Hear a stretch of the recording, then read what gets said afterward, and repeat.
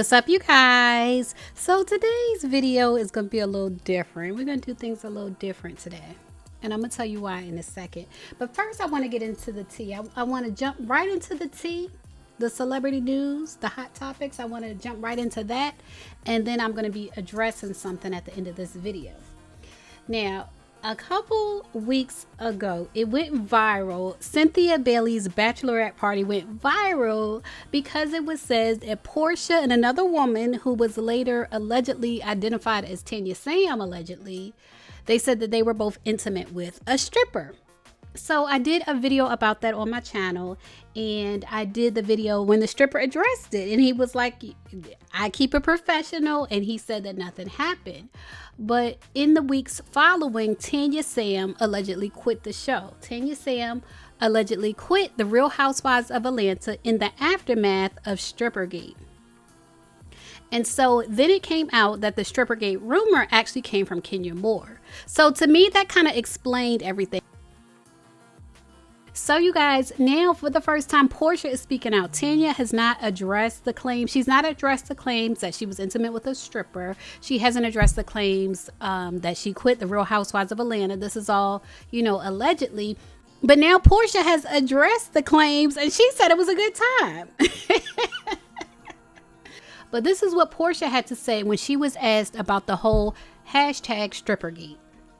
And then there's this bachelorette party drama that was so over the top. Real Housewife friend Tanya Sam reportedly quit filming midway through the season. It wasn't a sex party. Who said that? Do you feel like you get resolution to Strippergate because it seemingly entails you and Tanya quite a bit? To me, it was a good time. It was what it was. I don't really understand why it had to turn so negative. Maybe we'll kiki about it at the reunion. I'm still ready to have fun. In the meantime, Porsha...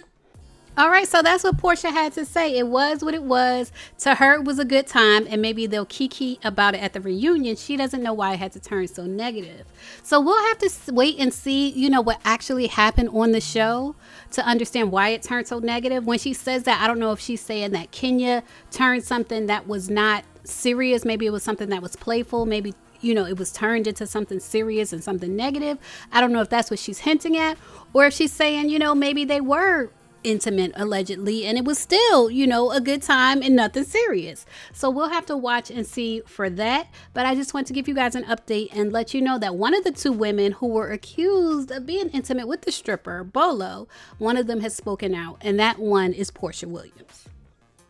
All right, and while we're talking about Porsha, I wanted to reshare a message that she shared regarding Georgia residents voting in the Georgia Senate runoff. It is not too late to vote. If you haven't registered to vote, it's not too late to register to vote and still make an impact in the Georgia Senate runoff. So check this out, and then we'll get into the tea with OG.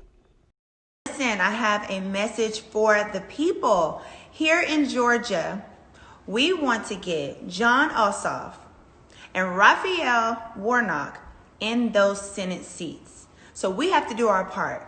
And this Saturday is a part of that. They will be having a big rally here in Atlanta. I believe it's in Conyers. I'll get the information and put it in the caption. But it'll be in Conyers at 1 p.m. A big rally for the Senate runoff race. And we all want to be there and show up because there's power in numbers. Also, make sure if you haven't registered to vote that you go ahead and do it now. The deadline is December 7th, and the early voting starts December 14th. So let's all do what we got to do and get this done. All right? I want to talk about OG from Basketball Wives. Someone said to her that they feel like, she was the target of colorism on the show Basketball Wives. But because of the overwhelming fan support, she was able to keep her position on the show despite people trying to push her off the show.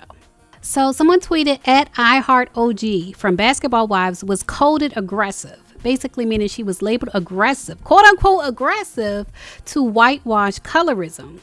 When OG tried to call out colorism, it was a problem. No grace extended, no grace at all. And she said no one backed her until people realized she had an army of supporters behind her. This is so true.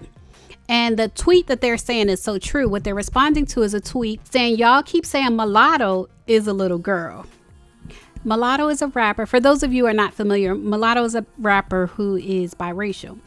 And she says she is 21. She is an adult. Y'all don't extend that same grace to dark-skinned girls, though, because 21 is a grown woman, which technically it is. At 21, you can do everything you want to do. You can drink. You can do everything. You can vote. Everything that adults do, you can do at 21. And mulatto has been under fire. People have said that mulatto said that colorism doesn't exist. And it's like, for a biracial person who has clearly said that they identify as biracial, for them to say colorism doesn't exist is questionable, and it's worth talking about. So that's how this conversation got started, talking about mulatto, who allegedly said that colorism doesn't exist. And people have given her grace because they've said she's so young. Like, she was on Jermaine Dupri's show, Rap Kids, or whatever it is, his kids' rap show. She was on that show. Like, she's really young. She's 21 now, but she started really young. And to a lot of people, 21 is still young. And so that's why the person replied and said, you know, people give grace to mulatto, who is 21, but they don't give grace to OG. And some people feel like it's because she's dark skinned. Like, grace is given to people with light skin, but grace is not given to people with dark skin. And so that's what OG is responding to when she said, I find this to be accurate. I thoroughly appreciate the support. Because basically it's like the fan support and fans calling out, like, you know, it's not OG just saying that she's a target of colorism. Like, fans can see it too.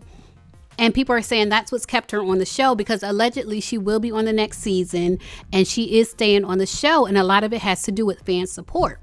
And the last time we saw OG on the show, on Basketball Wives, was at the reunion when she was placed in a separate room and she was labeled as aggressive. People were saying they don't want to film with her because she's so aggressive.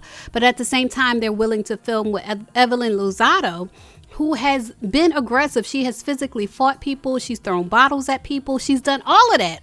All of that you would think an aggressive woman does. Evelyn Lozado has done all that. She's done more than OG on television. And so OG was labeled as aggressive and not Evelyn Lozado. But I just want to point out to you guys that OG has responded to the overwhelming fan support of her acknowledging and bringing the conversation of colorism to the forefront, and her saying that that's what it was. That's why she was labeled aggressive and taken to a whole nother room, whereas someone like Evelyn Lozado, for example, was not.